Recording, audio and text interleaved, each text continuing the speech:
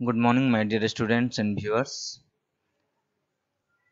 Israel की राजधानी यरूशलेम में अवस्थित अल-अक्सा मस्जिद में हुई हिंसा लगातार सुर्खियों में है।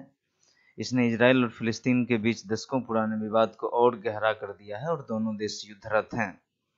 अल-अक्सा मस्जिद में हुई हिंसा के कारण फिलिस्तीन के क्षेत्र गाजा पट्टी से आतंकी संगठन हमास ने इजराइल पर प्रतिरोध में हमला किया। अब इजराइल की तरफ से प्रत्युत्तर दिया जा रहा है, तो दोनों तरफ की भूमि रक्त रंजित है। ये लगातार पूरे दुनिया में एक भय का माहौल बना रहा है।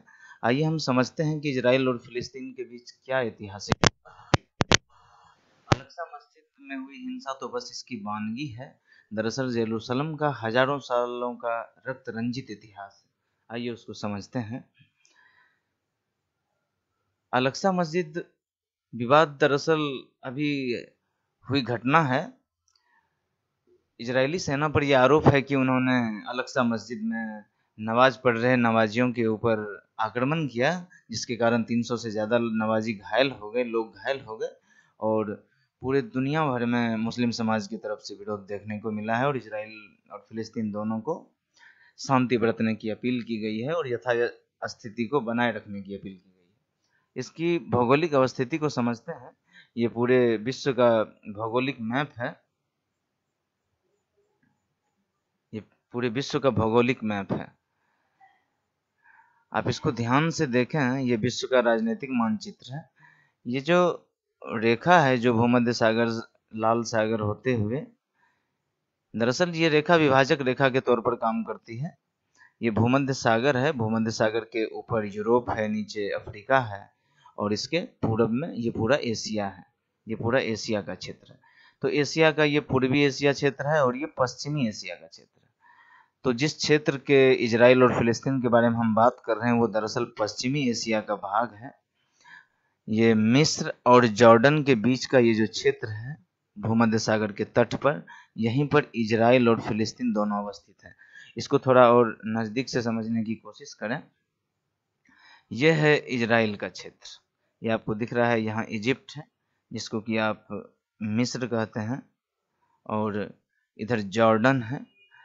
मिस्र और जॉर्डन के बीच में ये जो येलो पार्ट है, पीला वाला भाग है, ये इजराइल है। ये वर्तमान की अवस्थिति है। आज अगर इजराइल को देखना चाहें कि उसकी भौगोलिक स्थिति कैसी है, तो ये पीला वाला पार्ट इजराइल है और उसके बीच में ये जो पार्ट है, ये फिलिस्तीन है। ये फिलिस्तीन का भाग है। यहाँ पर और यहाँ पर ये फिलिस्तीन। तो आप देख रहे हैं कि कैसे लगातार दोनों के बीच सीमा का विवाद रहा होगा, क्योंकि दोनों की भौगोलिक अवस्थिति इस तरह की है कि लगातार विवाद की गुंजाइश है। ये सब पश्चिमी देशों का किया धरा है, हम आगे देखेंगे। ये भौगोलिक अवस्थिति है। जो विवाद का कारण है, अभी जो गाजा पट्टी से हमास ने इजराइल पर आक्रमण किया है, वो यही फिलिस्तीन का ये इलाका है, गाजा पट्टी। ये जो गाजा लिखा है यहाँ पर, इसको गाजा पट्टी कहते हैं और इसी गाजा पट्टी वाले इलाके से आतंकी संगठन हमास ने इजराइल पर आक्रमण किया है। ये वेस्ट बैंक का इलाका है और ये ऊपर गोलन हाइट है। सीरिया विवाद में आपने गोलन हाइट का भी नाम काफी सुना होगा। अब दरअसल यरूशलेम रक्त रंजित शहर क्यों है, क्यों हजारों सालों से इसके रक्तों का इतिहास है? तो इसका कारण, ऐतिहासिक कारण हमको समझना पड़ेगा कि यरूशलेम दरअसल 3 प्रमुख धर्मों का पवित्रतम तीर्थ स्थल है। तो तीनों धर्मों के लोग, यहूदी धर्म, ईसाई धर्म और इस्लाम धर्म, तीनों धर्मों को मानने वाले धर्मावलंबी, वो चाहते हैं कि यरूशलेम उनका पवित्रतम स्थल है, उनका यरूशलेम पर हक है और यरूशलेम पर उनका कब्जा होना चाहिए। यही सब विवादों का जड़ है। और सबसे मजे की बात यह है कि ये तीनों प्रमुख स्थल 36 एकड़ में है। तो आप समझिए कि 2 किलोमीटर के अंतराल में ही ये तीनों प्रमुख स्थल है और तीनों धर्मों के लोग चाहते हैं कि यरूशलेम पर उनका ही नियंत्रण रहे। सांप्रदायिक संभाव की भावना नहीं है। तो ये पश्चिमी दीवार है। दरअसल यहूदी धर्म में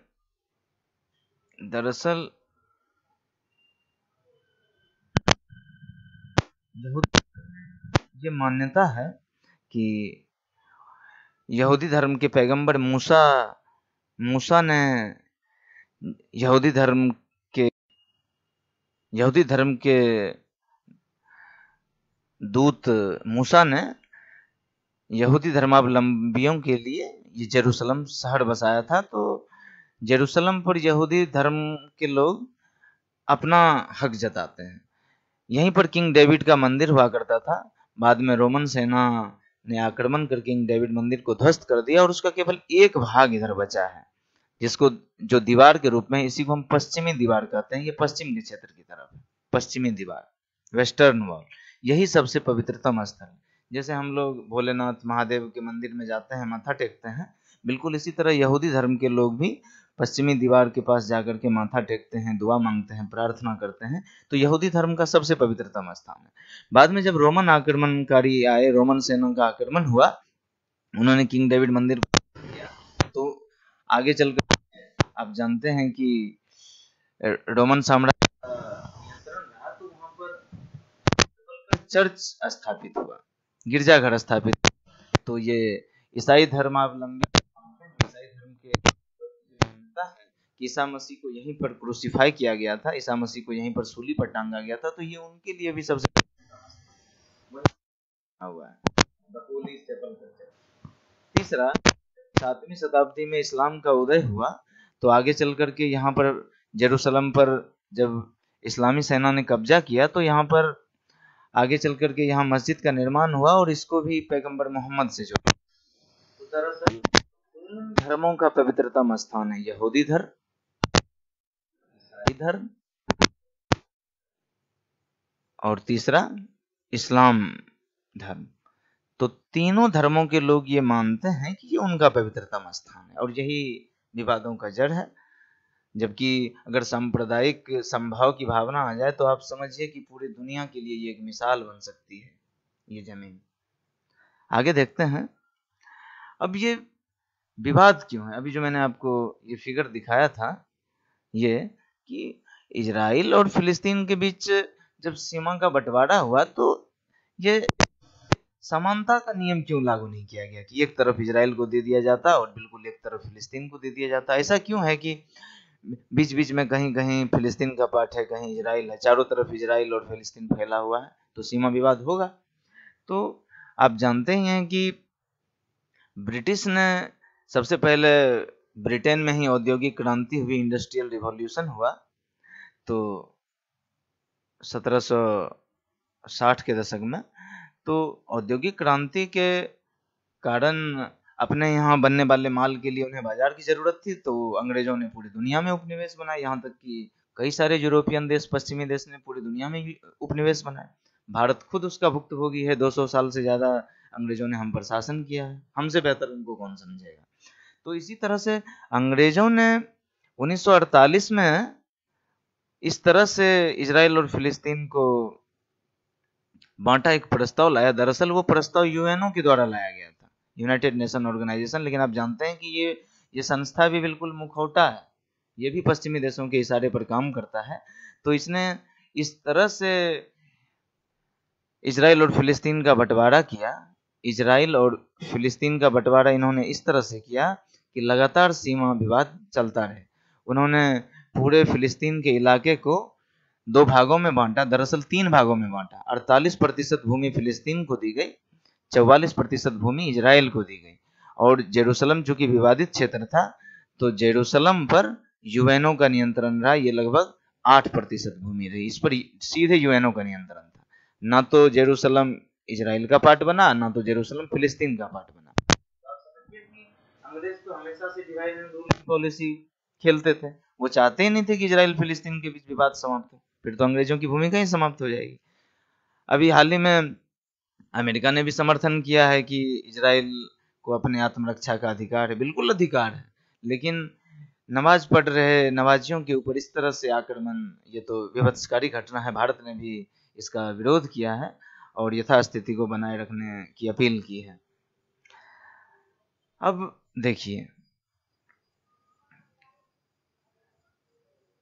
1900, दरअसल ये 47 है, इसको 1948 समझना चाहिए। 1948 तक पूरा ग्रीन पार्टी का ये पूरा फिलिस्तीन है, पूरा ये पूरा फिलिस्तीन है। इसका मतलब 100% फिलिस्तीन का इलाका था 1948। 1948 में यूएनओ द्वारा एक प्रस्ताव लाया गया। इस प्रस्ताव के तहत इस फिलिस्तीन को बांटा गया। और आप देखते हैं कि 1948 में जो विभाजन का प्रस्ताव लाया गया उसमें क्या हुआ, 14 मई 1948 इजराइल नाम का एक देश बना। 1948 से पहले इजराइल नाम का कोई देश ही नहीं था। मुस्लिम समाज रहते थे और यहूदी अल्पसंख्यक के तौर पर। लेकिन यहूदियों की चूंकि मूसा द्वारा स्थापित था तो यहूदी नैसर्गिक अधिकार मानते थे और आगे चल करके पश्चिमी देशों ने इस मौके का फायदा उठाया और उन्होंने पार्टीशन किया। तो यूएनओ द्वारा ये 100% फिलिस्तीन को 44% भूमि इजराइल को दी गई, 48% भूमि फिलिस्तीन को दिया गया। और ये जो जेरूसलम जो आपको ये येलो पार्ट दिख रहा है उनका अधिकार दिखाया। यूएनओ ने ये जो 8% भूमि बची है जेरूसलम, इस पर जेरूसलम को खत्म कर दिया गया। आगे चल करके आप फिर से देखिए। और इसी समय हुआ क्या, 1948 में जैसे ही पार्टीशन प्लान आया ऐसे ही अरब क्षेत्र या मुस्लिम समाज ने प्रतिक्रिया व्यक्त की कि नहीं नहीं, हमारा तो 100% भूमि पर फिलिस्तीन था, हम कैसे 48% पर आ जाएं, आधी भूमि हम क्यों दे दें। तो 6 देशों ने मिलकर के, जिसमें सीरिया ये सब थे, इन लोगों ने 6 अरब देशों ने मिलकर के इजराइल पर आक्रमण किया 1948 में। लेकिन वो हार गए। चूंकि हार क्यों गए, तो आप इजराइल की आज की आबादी को समझिए। आज 2021 में यह स्थिति है कि इजराइल का टोटल पॉपुलेशन लगभग 90 लाख है। समझिए कि 1 करोड़ से भी कम है। फिर 6 देशों के आक्रमण को इसने कैसे झेला होगा। लगातार युद्धरत भूमि में इजराइल ने अपने अस्तित्व कैसे बनाए रखा। तो दरअसल इजराइल के लिए 1948 की लड़ाई अस्तित्व की लड़ाई थी। अगर वो इजराइल हार गया रहता तो अरब क्षेत्र तो उसको खत्म ही कर देते। अरब क्षेत्र वाले तो अपनी जमीन को वापस लेने के लिए लड़ रहे थे, जीतने के लिए लड़ रहे थे, लेकिन इजराइल तो अपने अस्तित्व को बचाने के लिए लड़ रहा था। और आगे आप देख ही रहे हैं कि किस तरह से इजराइल का भूभाग बढ़ता जा रहा है और फिलिस्तीन कम होता जा रहा है। ये गाजा पट्टी का इलाका, ये वेस्ट बैंक। और अभी की ये स्थिति है कि आप देख रहे हैं कि पूरे लगभग इजराइल ने फिलिस्तीन के क्षेत्र पर कब्जा कर लिया है, नियंत्रण स्थापित कर लिया है।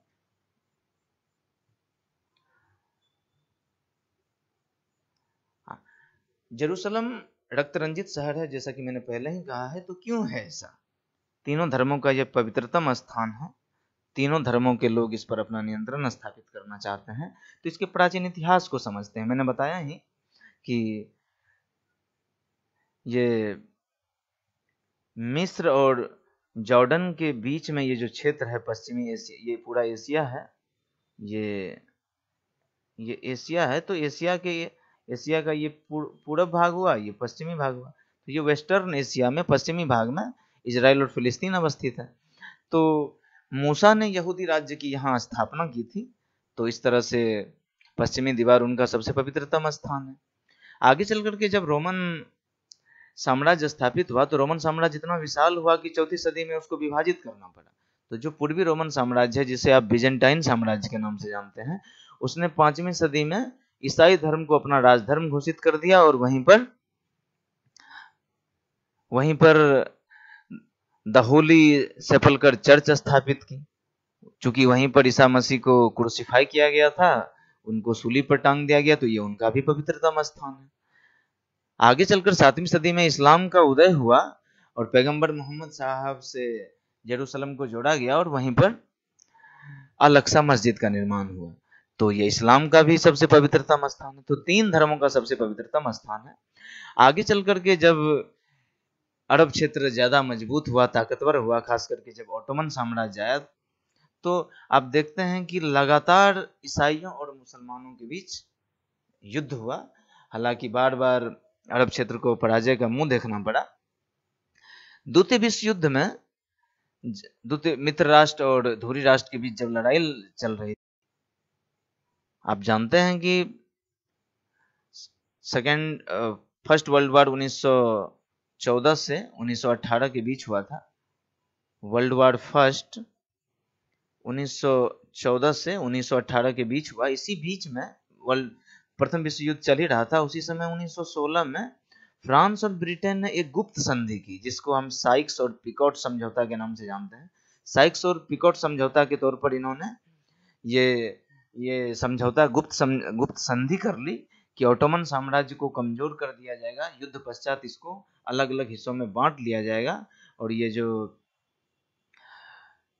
फिलिस्तीन, जॉर्डन, लेबनान ये वाला इलाका है, इस पर ब्रिटेन का नियंत्रण रहेगा, और पूर्वी भाग में जिधर सीरिया है उधर फ्रांस का नियंत्रण रहेगा। इस तरह से अरब क्षेत्र को बांटने की संधि की गई।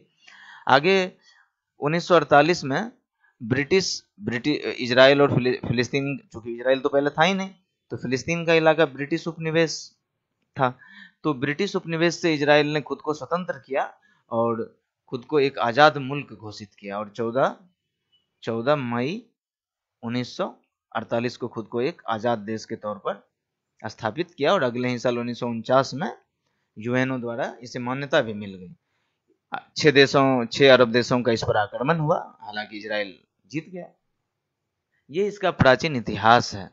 ये तो आप ये देखिए 1045 से 1291 के बीच 7 बार ईसाई और मुसलमानों के बीच युद्ध हुए। तो रक्त रंजित ये भूमि रही। जो ताकतवर हुआ है वही उस पर नियंत्रण करने की कोशिश कर रहा है। ये हाल ही में फिलिस्तीन का इलाका है, आपने देखा है कि जो इजराइल का इलाका है उसमें ये जो क्षेत्र है ये फिलिस्तीन का क्षेत्र है, जिसको हम गाजा पट्टी के नाम से जानते हैं। इसी गाजा पट्टी में एक आतंकी संगठन सक्रिय है जिसका नाम हमास है।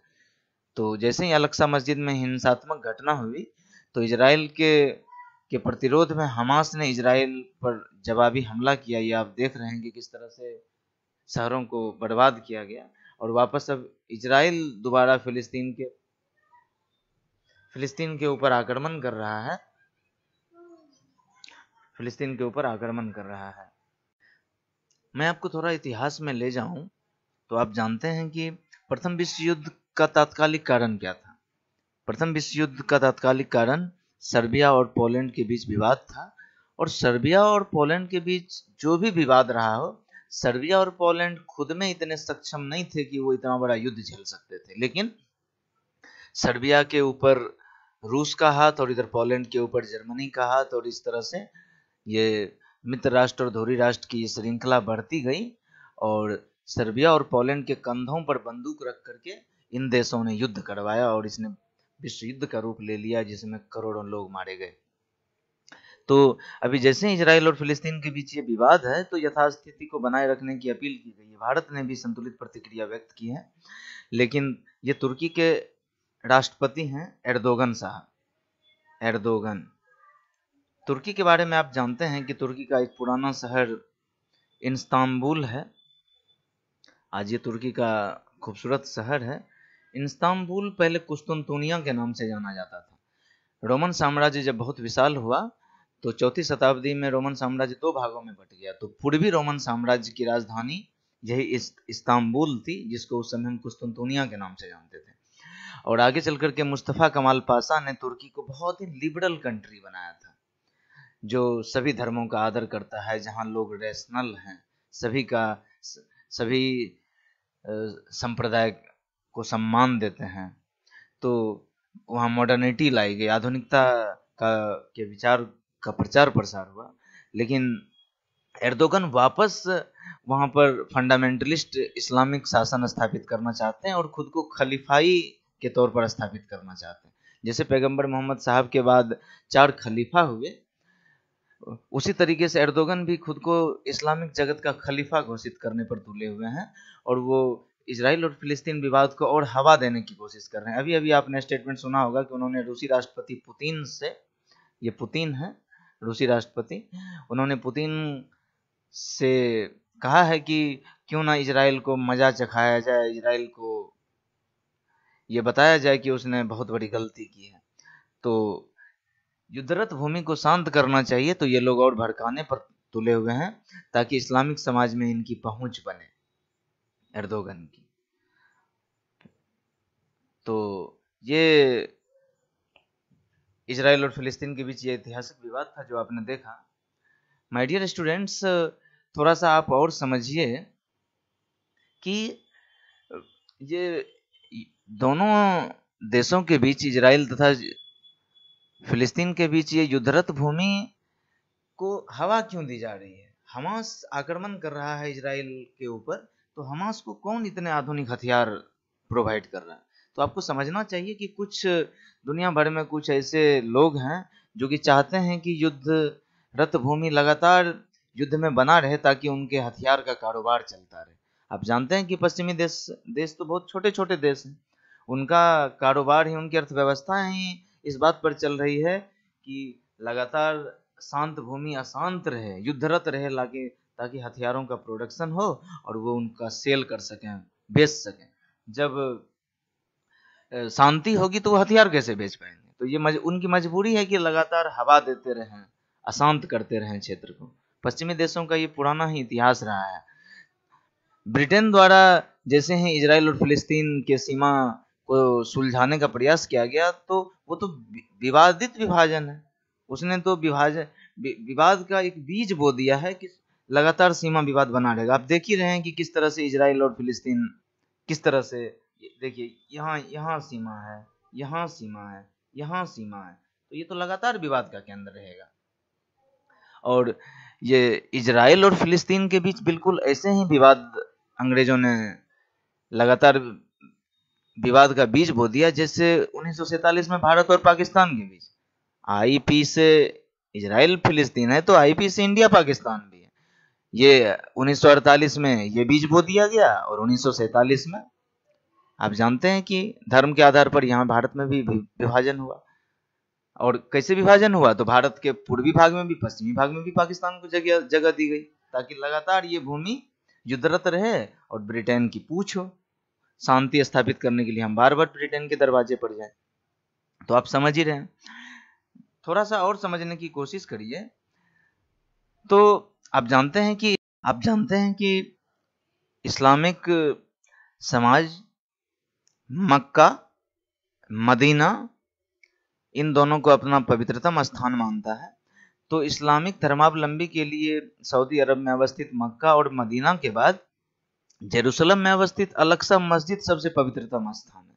ये तीसरा सबसे पवित्रतम उनका स्थान है और अपने पवित्रतम स्थान को वो छोड़ने के लिए राजी नहीं होंगे।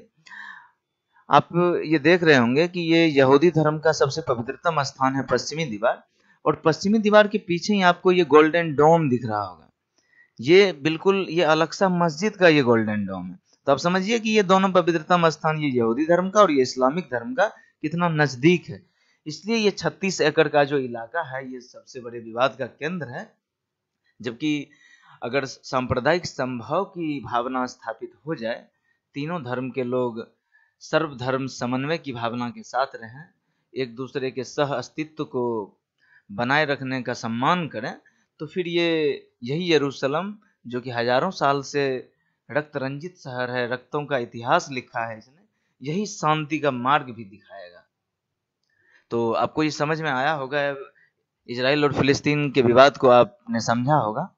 और अगर आपको कोई दिक्कत हो तो आप कमेंट सेक्शन में आए, फिर हम लोग देखेंगे। Thank you so much.